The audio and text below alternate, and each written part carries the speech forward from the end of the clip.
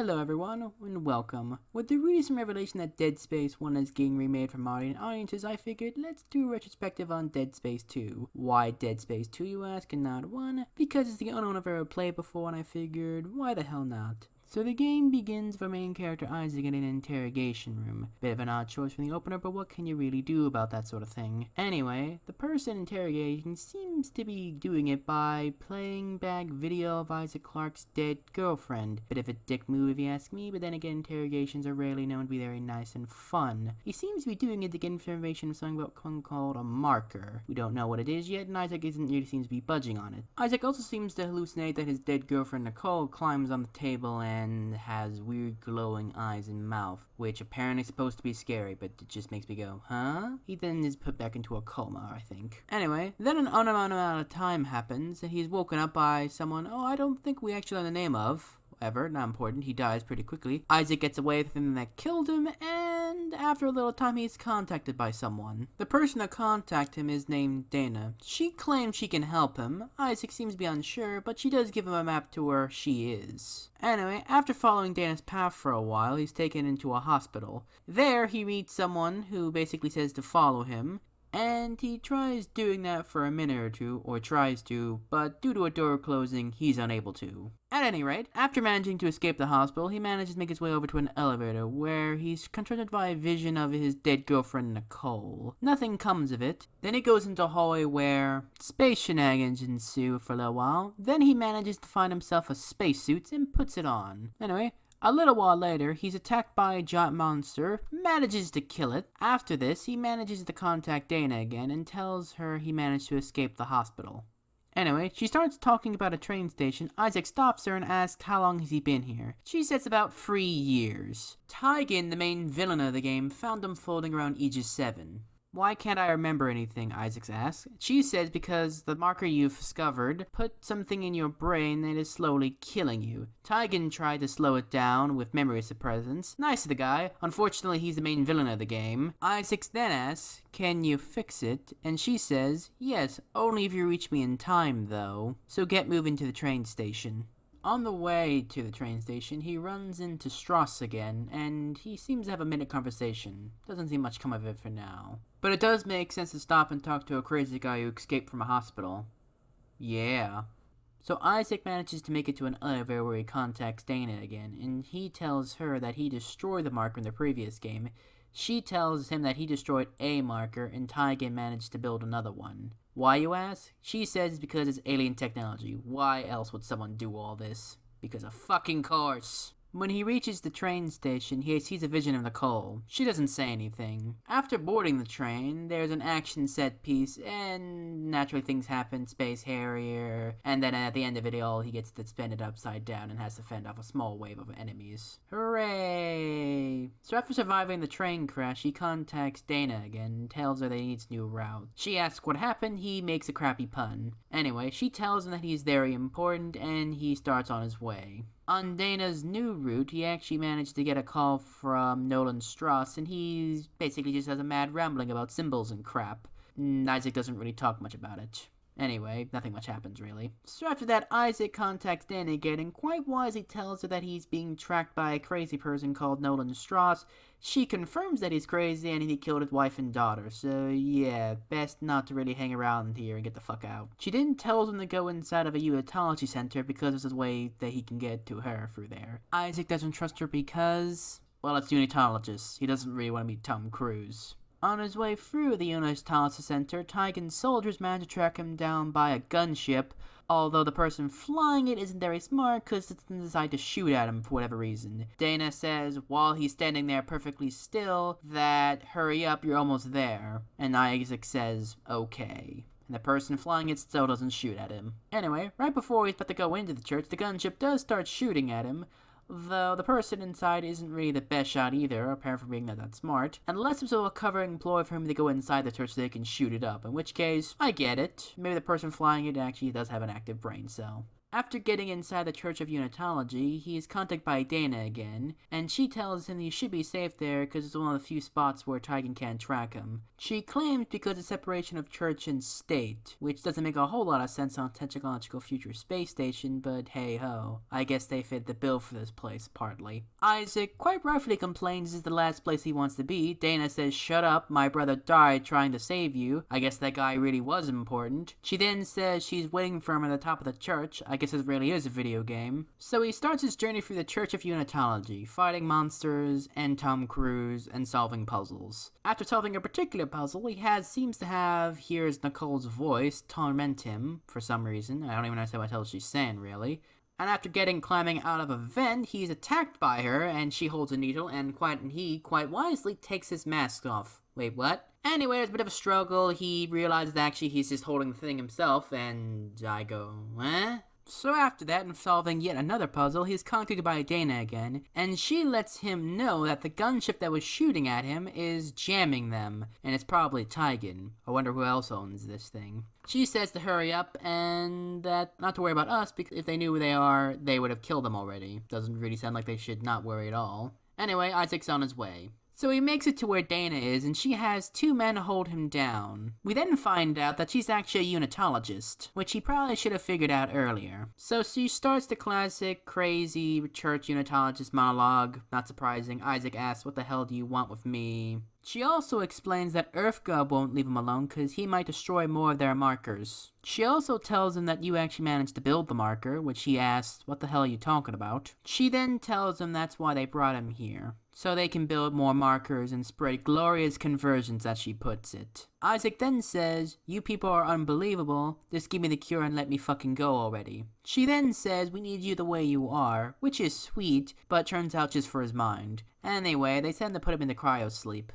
But before that can happen, the gunship from earlier finds them and starts shooting. I guess because they see Isaac's now in the church so they can open up on both of them at once. However, the person flying it really does seem to be a really shit shot because he shoots everyone other than Isaac and he manages to get away from it.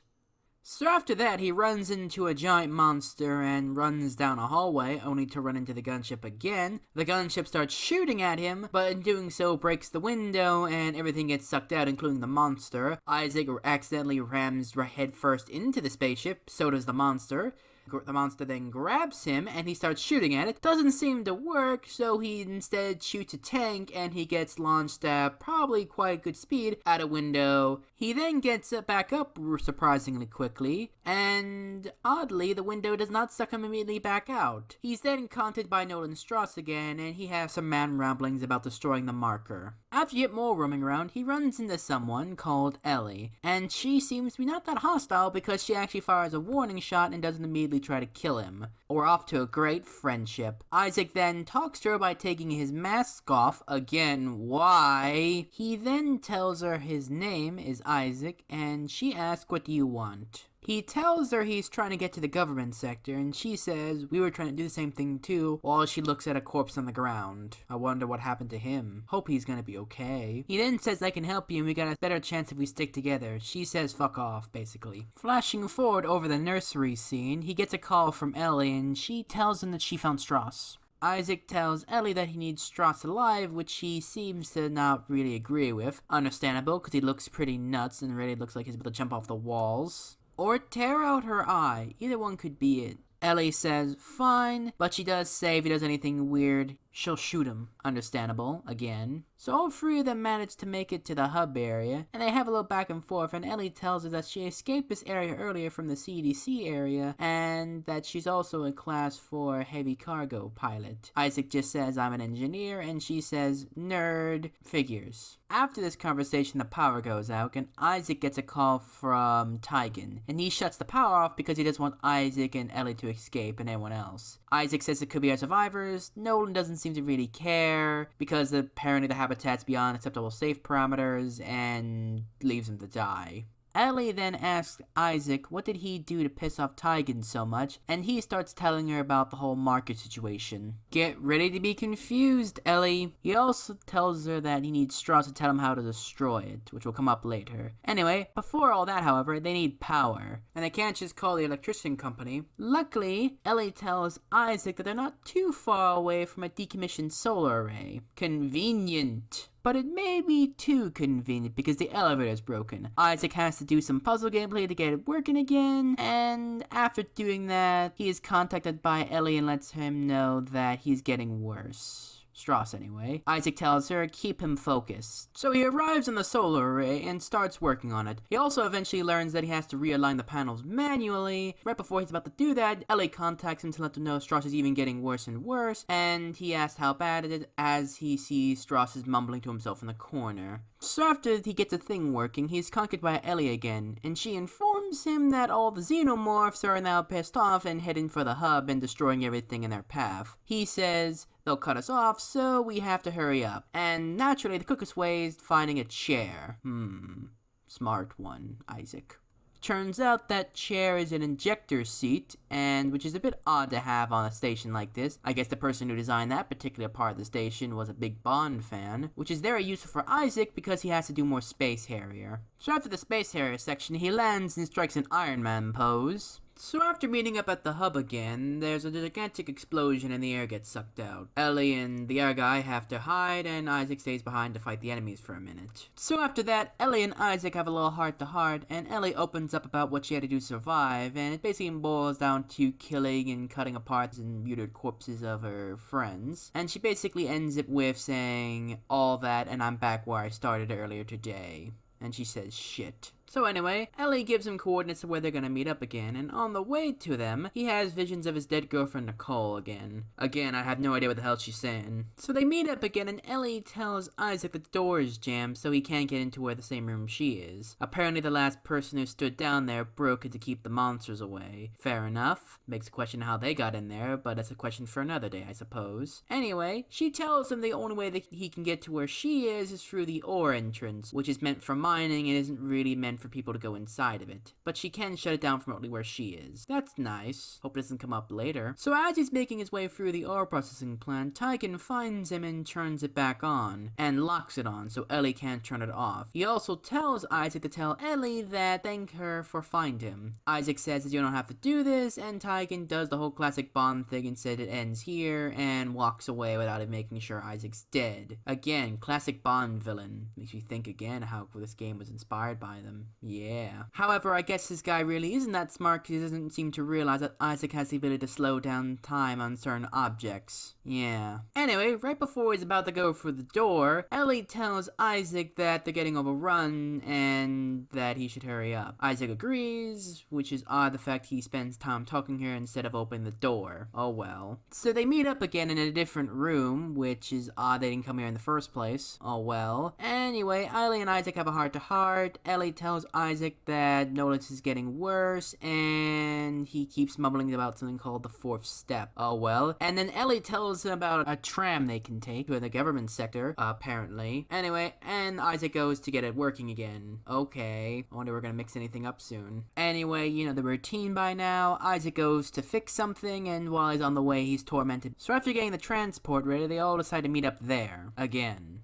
So after boarding the train, he has another vision of Nicole, and is anyone really scared of her at this point, or is everyone more just confused and not even slightly intimidated at all? Maybe it would be slightly creepy if her eyes didn't glow again. Seriously, what is with that? So after all three of them get on the tram to the government sector, while they're passing through, Isaac sees the Ishimura, which was the main ship from the last game, and he's a bit taken back by it. Ellie tells him that the entire crew died due to a terrorist attack, and Isaac tells her what really happened. But before Isaac can tell her more about it, there seems to be a problem. I wonder who's the cause. Turns out it was actually a giant tentacle monster blocking the tracks. Isaac blows it up, and they continue on their way. Until they get a call from Tygan, and he's, well, usual evil man or whatever. I forget what even really his motivation is. Anyway, he uses some weird giant space laser to blow the tracks up, and Isaac and Ellie are a bit dumbfounded what to do for a minute. Isaac then gets the idea of backing up to the SG Mora to use its tractor beams. They have another name for it, but I'm just gonna call it that. And to basically hold the track together, which doesn't make a whole lot of sense because I'm pretty sure control of the track was destroyed, but hey ho. Isaac goes on his way and makes a crappy pun. So after boarding the SG Mora, he does live some old memories, does some puzzles, shoots some things, and rides another train inside the ship. Okay. And after that, he gets a call from Ellie again, and he lets her know that he's almost to the captain's nest, wherever the hell that is. I'm assuming the bridge, to turn the tractor beam emitters on. I know that's not what they're called, but I'm just calling that because I can't be asked. And Ellie says, I'm ready. She's also getting more worried about Strauss. He's looking at her funny. He also bit her earlier, which is a bit weird. No wonder he's on a list. She also tells him that the creatures are swarming in for the hole in the medical deck, and that doesn't sound too great, but he's not going there. And at that exact moment she tells him, the ship's intercom says there's a blockage stopping tram in the medical bay. You can almost hear the trombone going wah wah wah.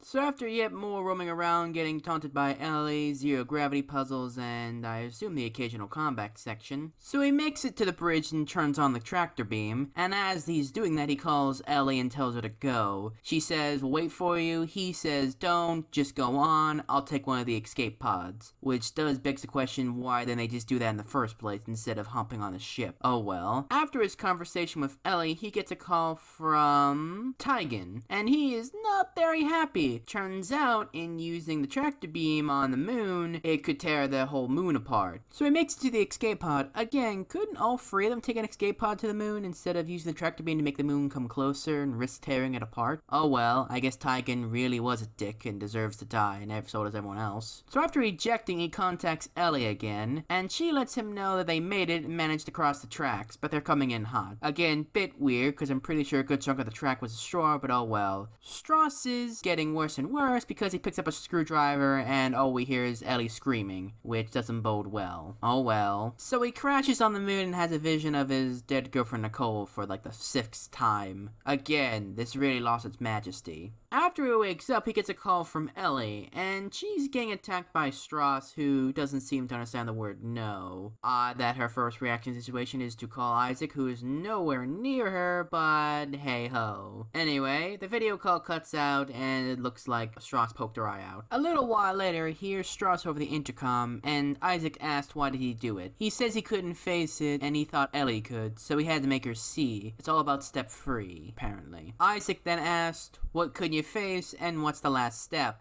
He says her, presumably not Ellie, and he says that's what they're afraid of, that he'd face her and destroy the marker. Don't worry if you're slightly confused by this, I was as well. But he says it's too much. He then asks Isaac for help, which is kind of a stretch at this point, and he then says you need to see. And then he stops with talking about step 3, and Isaac screams out his name. We then see that Strauss poked out Ellie's eye with a screwdriver. Isaac is a bit mortified by this. Ellie's a bit better off, and whacks in the back of the head. You think she'd be in a great deal of pain, but what can you do? She then tells Isaac, you owe me an eye, you bastard.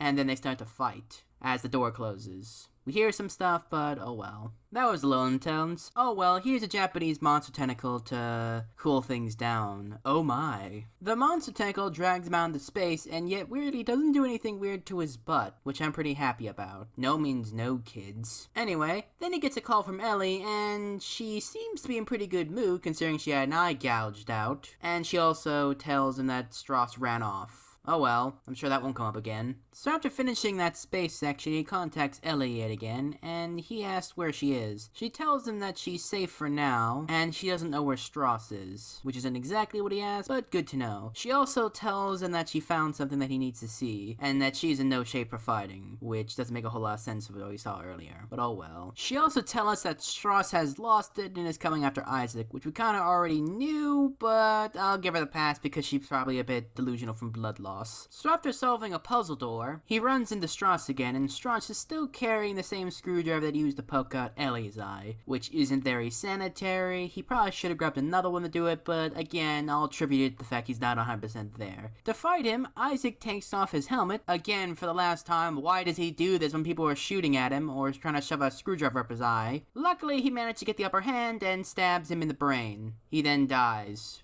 which is pretty underwhelming. You also can't fuck around with his corpse though, which is fun. More games need the option where when we kill the bad guy, we can fuck around with their corpse. That's always a plus. He's then contacted by Nicole again, and unlike the other times, he actually calls her a bitch and tells her to fuck off and blames her for what happened to Strauss, which I'm not 100% sure. I'm still thinking it's in his mind, but hey ho. If it means that with blaming her stops this fucking vision thing, I'm all for it. So after Nicole gets a little annoyed after calling her a bitch, he gets thrown around the ring for a little while and tells her that he loves her, which was all that was needed to calm her down. Aww, power of love and friendship conquers all. Then she says step 4, acceptance. Okay, and Isaac cries on the floor for a minute. So Ellie and Isaac meet up again, and Isaac tells her that he had to kill Strauss, to which she doesn't seem to care all that much. I wonder what happened between these two that made her so uncaring to him.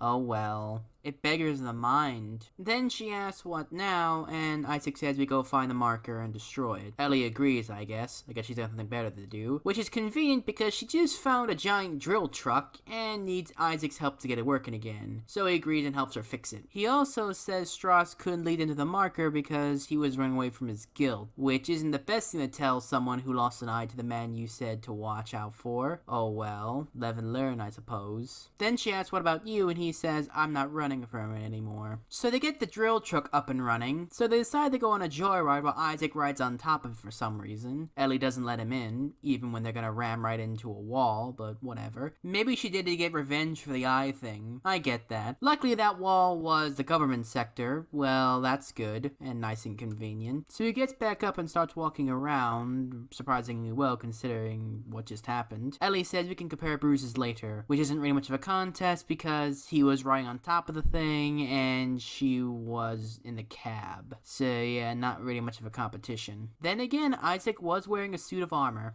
But they can't dilly-dally for long because the giant hole they made probably will let the xenomorphs in. Bit of a dick move, but what can you do? A little while later, Ellie calls to say she found a gunship and it looks to be relatively intact, which is good news because they can find a way off the station. Isaac says, one of us are, and she doesn't comment on that phrasing. Okay. I also think it's the same gunship from earlier. I guess that guy really was a crap pilot because it doesn't seem to be anywhere around. And they also for some reason don't decide to use the gunship on the marker, which is a bit weird. So Ellie wants Isaac to come on the gunship so they can escape. Isaac says no and launches it. So Ellie calls him a bastard, and Isaac says he has to stop the marker at any cost, and he doesn't want to risk her life, and he also says you'll survive and be rescued, which is a bit of a stretch, but oh well. Also, this small act of being kind of self-sacrificing dickish will come back to save him in the end. He then has another conversation with Nicole, and she says, touch me and make me whole, and he says okay, and starts on his way. After their rousing conversation, Tygan calls Isaac and basically tells him to fuck off. He also tells him that he has over 200 armed security guards and that Isaac won't make it to him. Isaac then runs into the security guards, and it may be a bit wondering how is he supposed to get through them all. Well, Isaac has a genius plan that won't backfire. He shuts off whatever was keeping the xenomorphs away, and Tygan calls him and says, are you fucking nuts? He says he compromised the compound, and if just one of those things makes it to the marker, and then he orders a retreat. Quite wisely, as we'll find out. Tygan probably shouldn't have told him about that, because now he's on his way. And unfortunately, Nicole keeps talking to him about it.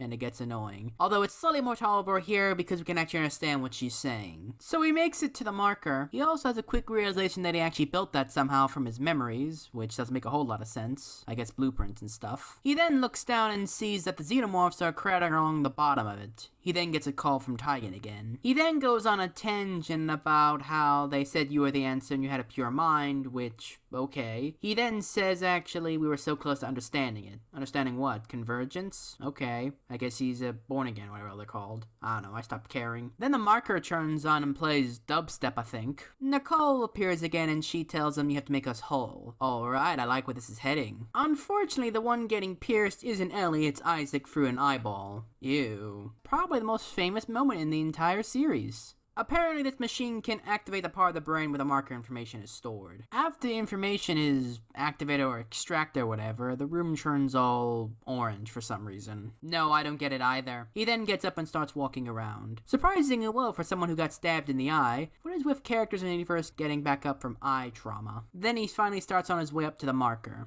On his way to the giant glowing marker, which has this weird glowing thing, turns out it's Ellie, he gets shot by Taigen, and Taigen is not looking so great. He also shoots Isaac in the hand. I guess he's a Christian because they gave him a stigmata. He then kills Taigen, and so ends a random villain who I probably won't remember the name of. Wait a minute, what was his name again? Glowing Nicole then holds Isaac for a minute and whispers in the ear it's time to die, and then they have some weird, I don't know, mind meld thing or whatever. She then says the maker must be absorbed. Isaac then says, but Strauss said we can destroy the marker, and she says, not if we destroy you first, and then you get kind of a mediocre boss fight. Anyway, Isaac wins in the end. Shock and awe. Then again, this whole thing may have been worth for him to say, fuck you and fuck your marker. It is kind of funny. So after the boss fight, he has some sort of weird Jimmy Neutron brain blast. Okay. Anyone fans on that show out there? He then just stands around for a minute, and then the intercom whatever lady says that the reactor's going critical and will explode. Isaac responds by laying down. I guess he's accepting death. Which is a bit weird, you think he would at least try to escape. Oh well, some sad music plays then. As the credits roll. Isaac really thinks he's gonna die for a second, but then he gets a call from Ellie. She also says, was this your great plan? Dump me off somewhere and then die? I gotta admit, she's got a point. The plan does seem pretty shit. Isaac then says, I'm full of bad ideas, remember? Well then she says, here's another one. I'm crashing in the roof to rescue you, so move your ass. Isaac says, wait. He gets back up and tells Ellie it's too late. Ellie doesn't really listen to what he says though. Ellie then flies pretty well through an incredibly small area, I guess she is a pilot, and Isaac Iron Man thing and flies to her. Then they play a quick mini game of them trying to grab each other, and Isaac makes it on board. Ellie then says shut the hatch, but luckily Isaac doesn't close it fast enough that we can see the explosion from the station. I wonder how many innocent people were on board. Oh well, I'm pretty sure when Isaac killed all those armed guards that anyone they were protecting were already dead. Oh well. He sort of just sits down and breathes for a second, and then looks over at Ellie and she says, what? And then the game ends, and the real credits roll.